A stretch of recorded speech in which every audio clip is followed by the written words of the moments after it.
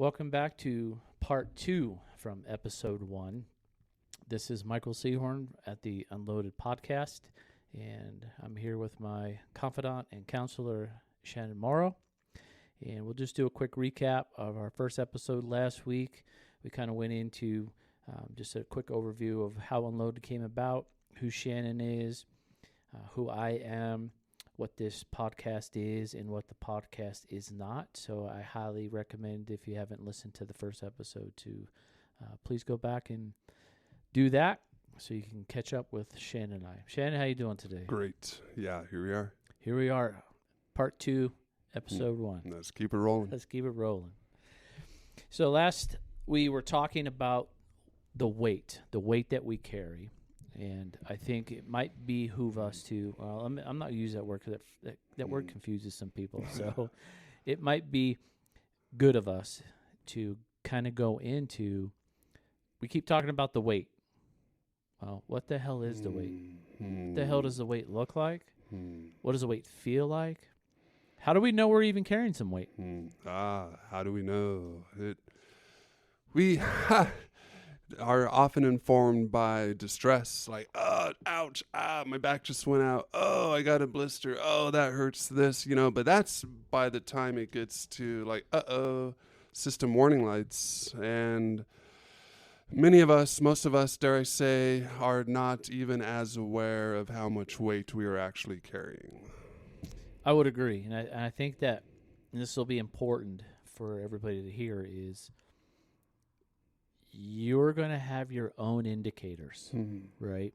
So each person, that weight you're carrying is going to look vastly different from a guy like myself or even Shannon, right? And so, it could be anything from, you're just so tired all the time, or you feel like you don't have the energy to wake up, or, it could be, I think a big indicator for me earlier on in my mental health journey was the mental fatigue. I think that was a big one.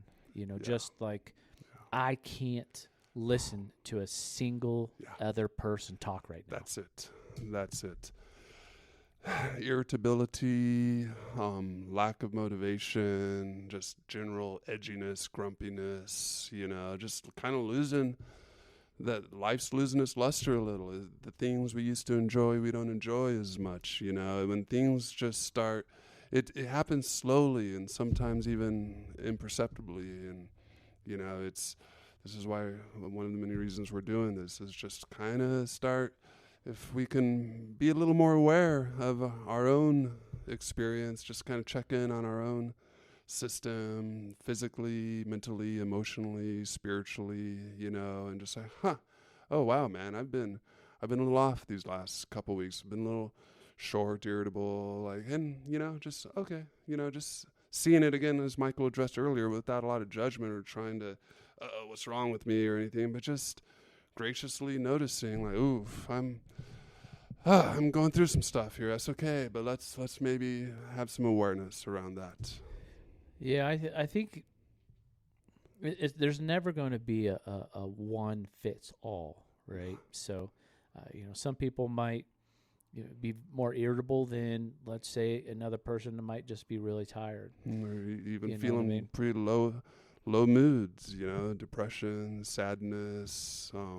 There's a lot, avoidance. Do you think, just from the clinical side, that the culture revolves a lot around just saying, "Oh, you're depressed.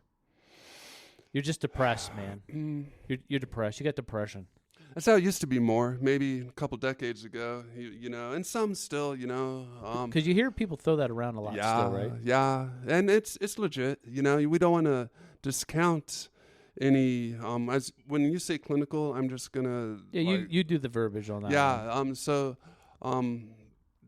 traditionally in the past, and still it exists presently, but the model of diagnoses, like, sure. Oh, you have depression. I'm diagnosing you with depression or anxiety, or there's so many different diagnoses. Sure. And okay, it's useful somewhat to like just kind of have a framework of what someone might be experiencing or quote unquote suffering from, but like anything, it can go a little too far. Diagnoses now, anything gets eaten up by big business, everything corporate for profit, and suddenly, the big insurance companies and everything. And, so, but most practitioners, while it's informative and you want to be aware of the diagnoses, and from time to time legitimate, like, oh yeah, I believe you are experiencing this, and it can be quite useful. While at the same time, man, the human experience is vast. As Michael's saying, man, we all have such different experiences, and so without trying to label stuff too much or categorize or yes, no things, you have it or you don't, that's, there's a lot of in between. There's a lot of both and so it just kind of allowing for, while also not putting too much weight on different diagnoses. Yeah. And the reason I wanted to throw that out there real quick is because I do feel, and I've heard and I see that word still gets thrown around a lot. It's kind of a capture everything under one umbrella sometimes. I'm just saying what I've seen and have heard, right? Just like instead of talking about what the weight is, what is weight? What does that look like? What does it feel like? So I'll give our audience an example. The first time that I personally knew something was going on was, and I'm going to be careful because it's only a matter of time. People will find out that I live in Nevada, so I'm trying to hide that, but that's where I live, is Nevada, where we're at. Right now, I remember this day like it was yesterday. It was probably maybe a year after I got back from my deployment in Afghanistan, and when I tried to reintegrate back into civilian normalcies, if you will, I just felt like I was off. And when I say I just felt off, it's like an itch you can't scratch. Like you think it's in a certain spot, you try to itch it, right, and it doesn't go away, right? You can't touch it, you can't grab it, right? Kind of makes it worse sometimes. Yeah, right. You're just like, what is this? Next thing you know, you're grabbing the, like a bear, you're rubbing your, back on a door frame. Yeah, you know what I mean? yeah. But that's the way my weight initially started to feel. Was I felt off. I couldn't put my dang finger on it. And then, of course, being a man, in the way sometimes men handle things, is I just tried to ignore it. Yep. I'm fine. Yep. I'm cool, man. I'm good. I'm good. Must be some weird shit going on, right? So whatever, it'll go away. Yeah, I blew it off. And then that weight was an indicator, which I did not know was an indicator because I was not in this self-help journey that I've been on now for the better part of a decade, right? And then one day, I think it was one day I was in my bedroom. My wife just literally said, "What's wrong?" And it's like the floodgates open, right? I couldn't speak. I couldn't verbally get a word out of my mouth or my head because I was weeping, bro. Yeah. Not crying. I want people to understand. I wasn't crying. I was weeping. Yeah. Uncontrollably weeping, right? Yeah. It was like I had so much shit balled up inside that it just came out in the raw emotion of weeping. Yeah, it was so pressurized at that point, man. You'd been carrying it for so long, man. Right? Yeah. Now, that was my, obviously, big indicator of. But then again, being a stupid dude at the time, after I was done weeping, and my wife thought I was like completely probably off my rocker at that point, right? I just was. I still didn't seek help because I didn't think I needed it. No. I thought like, oh, well, that was just kind of maybe a fluke thing that happened, and how was that? Whatever. Right, Yeah. and then I just kind of carried on. Yep. That's what we did for like another year, bro. Yep. Right. So the weight for me was like a pressure, like you said, it was like a pressurized system. Yep. Shake that soda bottle up to the point where you just crack the lid. And if I may, the cracking of that lid was your wife asking, what's wrong?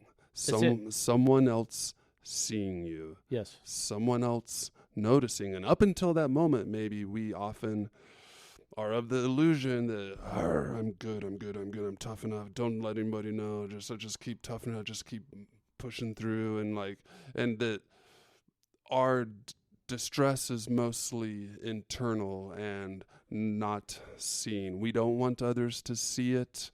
We don't even want to look at it ourselves. And yet when, clearly someone else is seeing it, oh shit, it makes it kind of real. This is the importance of relationships, families, friends, coworkers, it doesn't matter. Other human beings who can see you and provide maybe that initial just turning of that proverbial soda pop lid a little bit. Hey man, it seems like you're kind of having a rough go right now. What's going on? Yeah, it was crazy, and now looking back, because we can always connect the dots, right, going backwards. Oh yeah, backwards, hindsight. Right? I think Steve Jobs, I think I heard him say that long ago, right? Connecting the dots going backwards is pretty easy, but you can't do it going forward. So now looking back at that, it was just like, it was kind of stupid. I was being stupid, right? Go because easy on yourself, man. I literally you literally just stood up and you're like, okay, like I don't know what all that was about, but I'm too manly to go figure it out. So that's how it goes, man. Let me go work on the car. Yeah, that's how it goes. Yeah, of course. Yeah, that's part of it. Takes a while. But I think again with a lot of people, whether you're male or female, everybody's going to have their own indicators, and I think personally, this is my opinion, in my own journey on the self-help side was it takes work, bro. And work is often uncomfortable. It's work. It's not super enjoyable sometimes, unpleasant, scary, or confusing sometimes, but good old-fashioned work is of course rewarding, and the accomplishment associated with that eventually, and it's not a walk in the park. No, it's not, and it's there's a lot of outlets I think human beings generally gravitate towards, and I'll just maybe name a couple that I think are pretty rampant amongst the culture of today. The gym, right? Mm-hmm. Both men and women, we love to get in the gym, do some working out. We feel like we're releasing that pressure somehow, right? Yeah, it's very effective. Right, on the physical. Yep, it moves stress, energy, man. Right? Yep. You're clearing out. You're clearing it out, but I think it's only temporary, right? Depends, of course. Right. It is very healthy to, take care of our physical bodies, move energy, push iron or whatever, go run, go walk, swim, whatever it is, bicycles, but if we, because once you get done, while it can be healthy, it can also turn into one more form of avoidance. I think is where that's you're what going. I was going to. Yeah, I was going down that path. Was, I used to, me. Yeah, dude, this guy. I'm a huge fitness guy. Not as much at my age currently, but I went through the fitness world, and you feel great during session. Yeah, like I love slinging weight. I love it. I still love it today. I love slinging weight, and I do enjoy some cardio or fat burn, but it's temporary because once you get out of the gym, that testosterone, that pump, all that stuff's coming down. You're rehydrating, you're slamming your protein shake or whatever it is you do. You're gonna get that fuel source in you. In an hour, get some food going. That goes away, right? So sometimes I felt like it was like It's okay. It was like a small. It's a small relief because you're so focused on that great physical feeling of being in the gym or working out or whatever it is, like you said you were doing. But then it comes back. What is the weight. That weight comes back, right? That irritable feeling, God bless, man.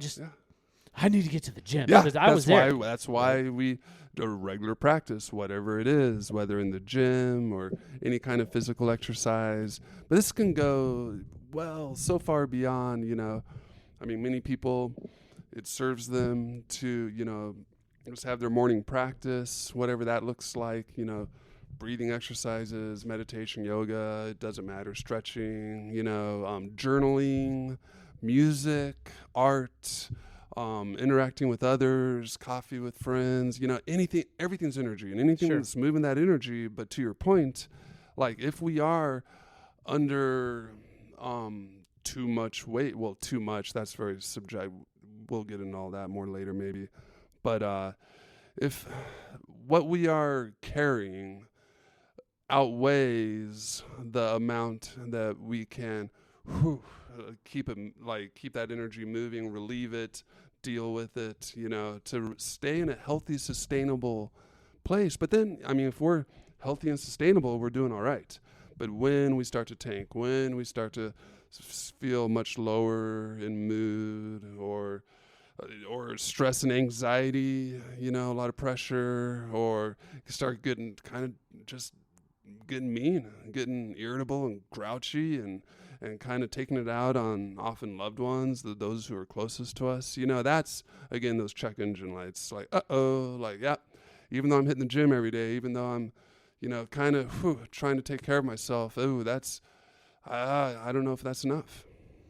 No, I agree. And I think there's two different silence, right? There's that silent pressure. That's what we're talking about. That silent pressure that we may feel inside, we may not. Like I expressed, I knew something was off, but I couldn't put my hand on it. Right? That's what I call that inner self pressure, right? That we're feeling. Only you are feeling that, right? Yep. And then I think there's a second one, and that is the visible silent. That's what struggle. Others can see. Exactly, right. Where you're like, man, my coworker seems a little off today, or my wife or husband, my brother, my son, my daughter, whatever the relationship connection is. It's like, man, they just seem a little off today, right? Yeah. They seem a little bit more on edge, or their responses are a little off. It's not their normal context. They're seeming a little short. distracted. They're a little, something's, you can tell. Even right? if you can't put your finger on it, yeah. And I think those two are important, because I think they can happen individually, but they can also happen at the same time. You could be feeling off. You could have that silent pressure. You could also be visibly out. On the outside, people are like, man, Mike's not having a good day today, right? That's the direction it goes. It begins within more. And often we are so unaware of it, when it's where it originates, often deeper down in the subconscious, or in the psyche. And eventually, if it reaches, continues to grow and we experience, then we start just as Mike described, feeling a bit off, knowing that itch we can't really scratch, and it's getting kind of worse. And then if it continues to build, then others start to notice as well, beyond us noticing us. I just feel off. And then others sort of, dude, man, are you okay? Right. Exactly, right? And when it reaches that point, that others, even beyond noticing, are brave enough to, or care enough, both, or to address it, to say the words, to speak up, to talk about hey, it, man, something. talk, please, just go there. And something else that helped me early on in my self-help was, and you talked about, is journaling, right? Yeah. Now, a lot of people don't like to write, and I don't knock people. That. Whatever your flavor is. Yeah. You could be a journaler. My wife's a big journaler. She does the stickers, and she's very creative. Like, I tell her, sell the damn things, right? Like, you could turn that into a business, selling these journals. Big thing out there right now, right?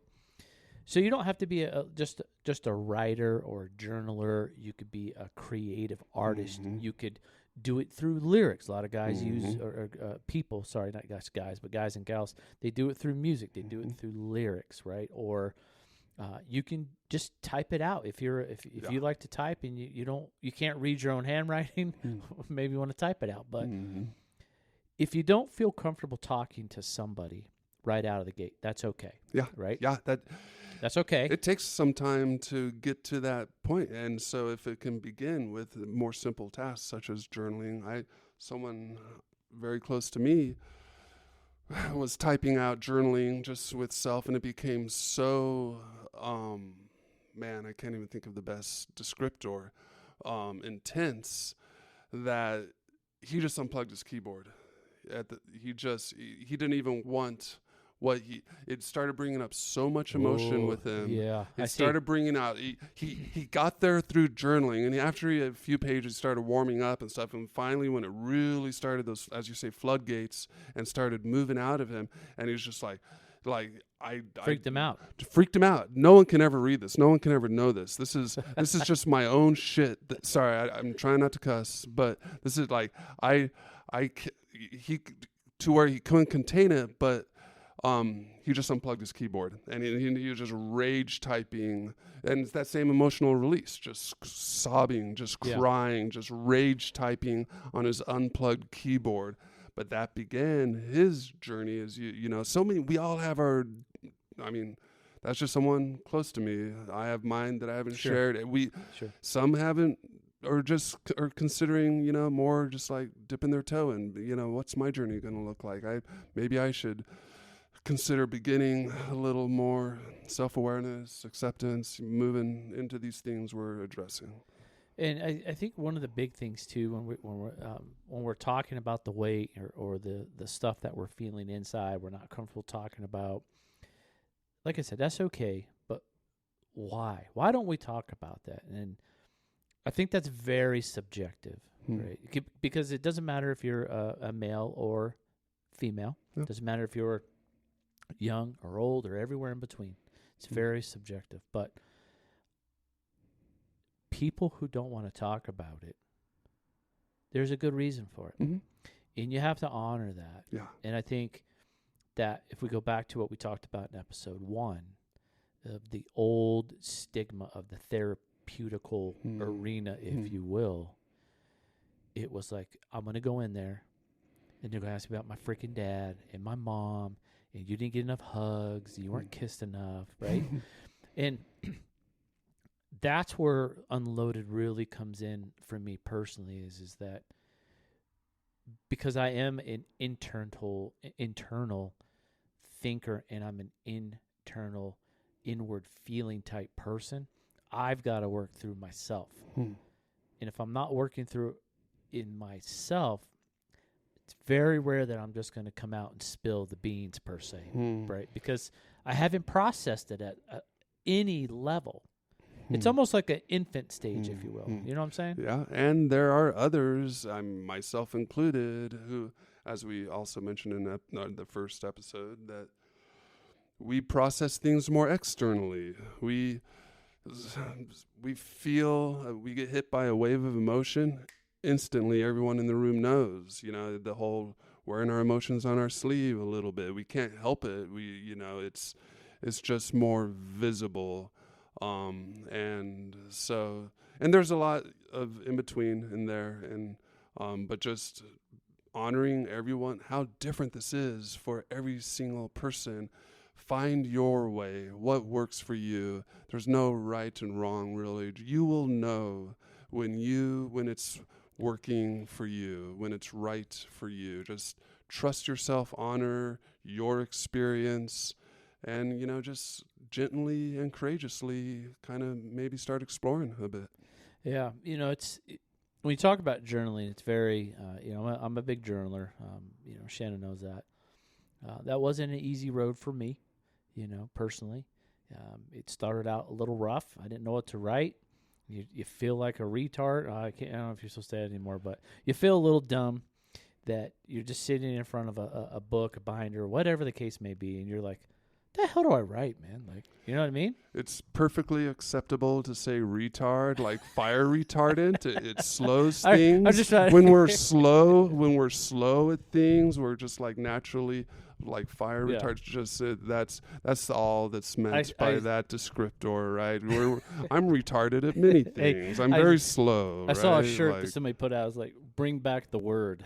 Many words, Right? like yeah. it Anyway, can- I don't want to go off. please on a don't take tangent, dude. offense. But yeah, it's not. I'm not trying to offend anybody, but you feel odd and a little weird. You're sitting in front of a pad of paper. You don't know what to write. And my advice is sometimes you don't write anything. Just sitting in front of the open notebook with a pen in your hand is a start, right? It is a beginning. Yeah. And my wife and I were talking about this a few weeks back. She was saying something about her journaling and how she categorizes her thoughts, and she's got different journals for different things that she likes to write about. Amazing. I said, well, God, I hope nobody reads my journal, bro, because I'll tell you right now, No, hell no. they're going to be like, this dude was psycho. That's why a lot of Right? us don't journal, man. Right. That's why we unplug our keyboard. Right? That's why, no, God, no, would I ever want? What if something happened later tonight and I got hit by a bus and they're going through my shit and stuff and like, what? Oh, my. But I'll tell you, I'm over that fear now because Huh? I've got journals galore now over the last decade of writing, right? And I chalk it up to my journal is me. It's how I felt in the moment. It's sometimes it's just perspective of how my day went or how I could done something a little bit better. It's reflection, right? Yep. Other times, it's a lot of deep thought. It's about pondering things that come into our mind, right? It doesn't matter what it is. So I'm pretty sure clinically, if somebody read all my journals put together the last 10 years, be like, okay, this guy's psychopath. Pretty sure that most anybody, if all their inner thoughts were captured and reviewed, Crazy, we'd all recognize like, oh, wow, we all have stuff going on deep down in there. Hopefully the kids can monetize it at some level, right? I don't know. No, I prefer not. Yeah. I put a caveat in my journal. Yeah. Cannot publish without my consent. Yeah, but you're dead. But man. I'm dead, so you can't get my consent. So there. Steals with me. Anyway, I think, that's why a lot of people don't want to talk about it. It's uncomfortable. Yeah, to be seen. But journaling will allow you to have a conversation with yourself on paper. And in and of itself, it is similar to what Shannon was saying is talking out loud. Yeah. Right? Yeah. And again, that's just one of the many paths. If you're a musician, if making music, if, as Mike said, writing lyrics, if just letting that energy move through you in a more creative way, expressive dance, exercise is a very good one. Sports, any movement of energy, everything's energy. You just got to keep whatever works for you. But if it isn't enough, then that is where, if it's still, you're still kind of just off, struggling, and you've tried, and that it helps somewhat. Thank you for these very valuable things, which assist me along the way, and I think I need more. I think, darn it, I appreciate my little practice, this music I'm making, this journal I'm keeping. And also, it's I'm gonna start maybe adding some stuff. I'm maybe go talk to someone. Maybe start reading something. Maybe, just whatever feels right for you. Yeah, no, that's good. That's good advice. There's a lot of outlets. There's a lot of things you can do, and we'll talk about a lot of those things down the road in our podcast because it's going to be a natural progression about what Unloaded is, how it came about, and definitely once we get into how my self-help journey started 10 years ago, I think that's just going to be a very natural path because I've done a lot on the self-help journey over a decade. So. Because you have shouldered immense weight.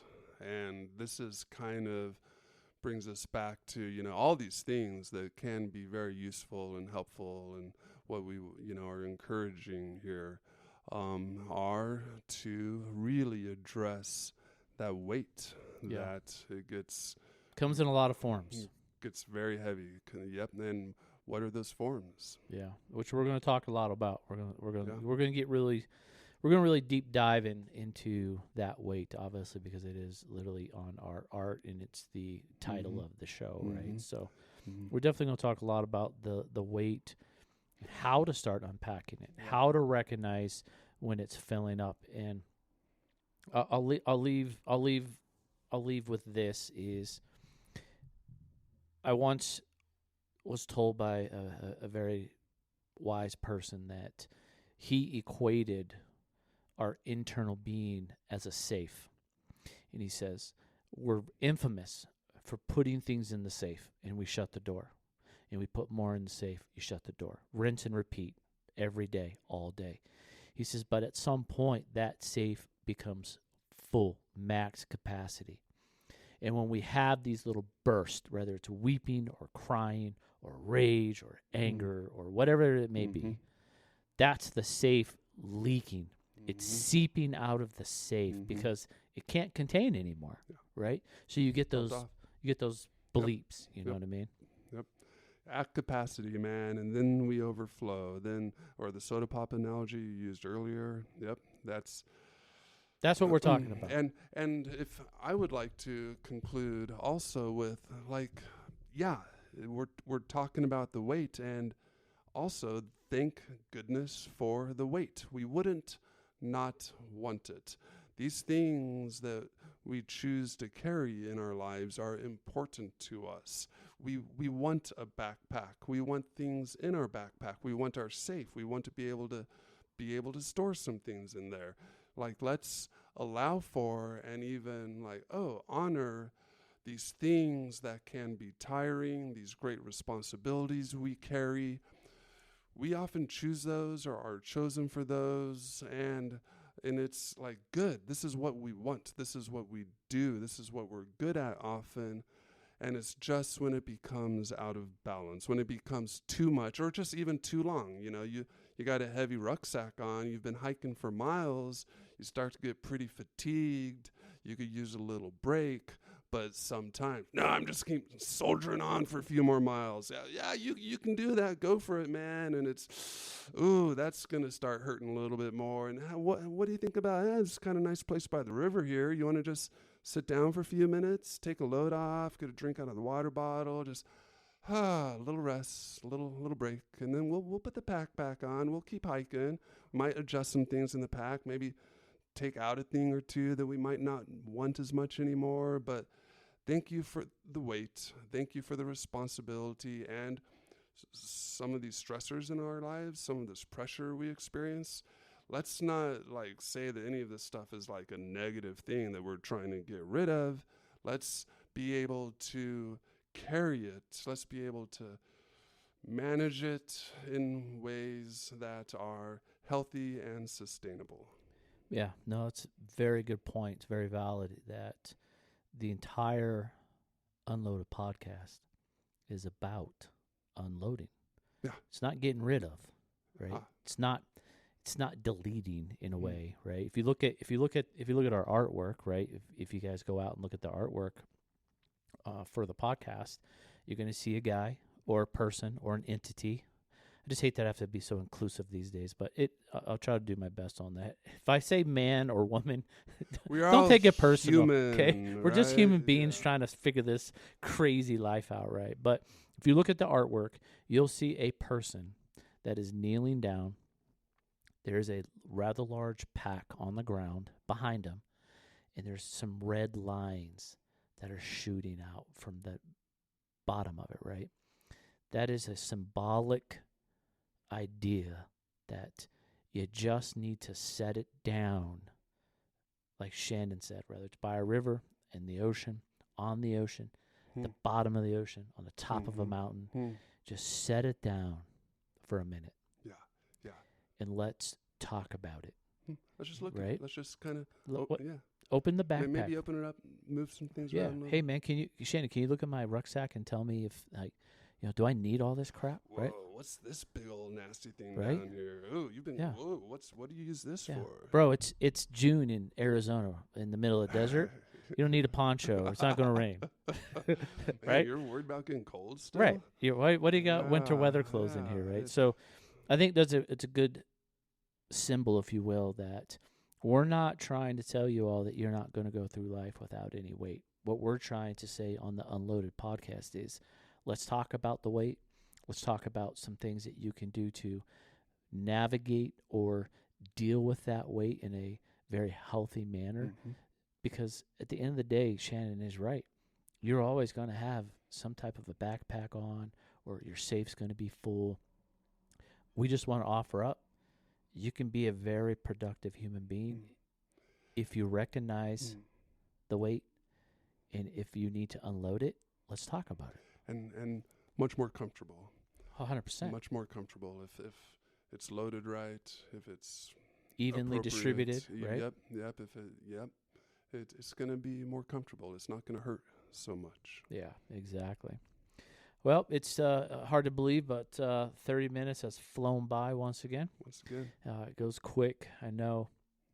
I think next week we're going to talk specifically about silence, the actual silence, why we don't speak. Mm-hmm. So we're going to spend a good 30 minutes with Shannon, and we're going to talk about some of the fears that go with that, some of the feelings of shame or pride and cultural pressures, if you will. So that'll be coming next week.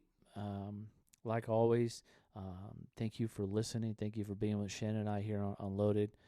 We value all of you, and we hope to bring you good, solid content. Yes. And we hope that spending time with you guys as a whole will help you in whatever it is you're dealing with. Whatever right? it is. Yep. And with that said, I hope everybody has a safe week. This is Mike Seahorn signing off, and Yep. I will see you next week. Yep. Peace.